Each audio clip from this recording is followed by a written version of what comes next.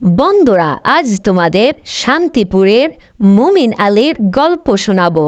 মুমিন আলী সে একজন খুব ভালো মানুষ ছিল।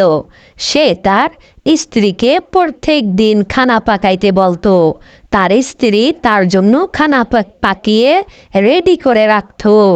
সে খাবার খাওয়ার জন্য অপেক্ষা করতে থাকে। প্রত্যেক দিন সকালবেলা সে খাবার খেয়ে তার দোকানে যাবে। সে একজন দর্জি ছিল। সে দোকানে গিয়ে মানুষের কাপড় বানিয়ে দিত এবং সেখান থেকে যে টাকা পাইতো তাই দিয়ে তার সংসার চালাতো। আজও সে দোকানে যাওয়ার জন্য খানা খাওয়ার জন্য বসে থাকে। সে খাবার খেয়ে তার দোকানের দিকে যাবে।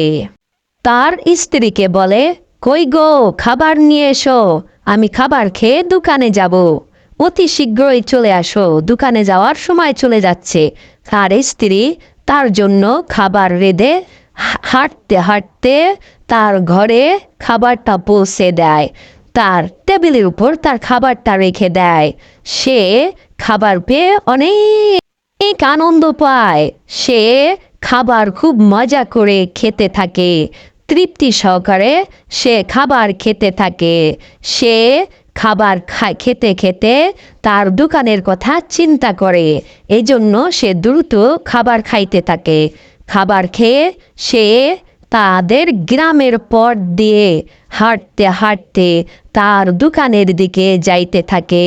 মুমিন আলী সে একজন খুব ভালো মনের মানুষ ছিল। সে প্রত্যেক দিন তার দোকানে গিয়ে কাস্টমারদের কাজগুলো করে দিত। সে দোকানে এসে সে কাস্টমারদের কাপড়গুলো সেলাই করতে থাকে। এভাবে কাস্টমারদের কাপড়গুলো সময় মতো সেলাই করে তাদের কাছে পৌঁছে দেয়, আর এর বিনিময়ে তাকে অনেক টাকা দেয়। এই টাকা নিয়ে সে অনেক খুশি হয় এবং এই টাকার বিনিময়ে তার সংসারের খরচ বরচ সে চালাইতে থাকে। দোকানের কাজ শেষ করে সে আবার বাড়ির দিকে হাঁটতে হাঁটতে চলে আসে। তাদের গ্রামের পথ ধরে হাঁটতে হাঁটতে সে তার বাড়ির দিকে চলে আসে। সে বাড়ি এসে সে ঘুমিয়ে পড়ে, কারণ তার অনেক কষ্ট হয়ে যায়। দিনভর সে অনেক কাজ করে।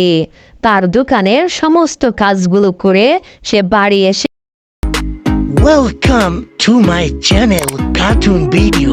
বন্ধুরা, তোমরা যারা আমার চ্যানেলটি সাবস্ক্রাইব করলে এখনই সাবস্ক্রাইব করে নাও, যাতে করে নতুন নতুন ভিডিও সবার আগে পৌঁছে যায় তোমাদের কাছে।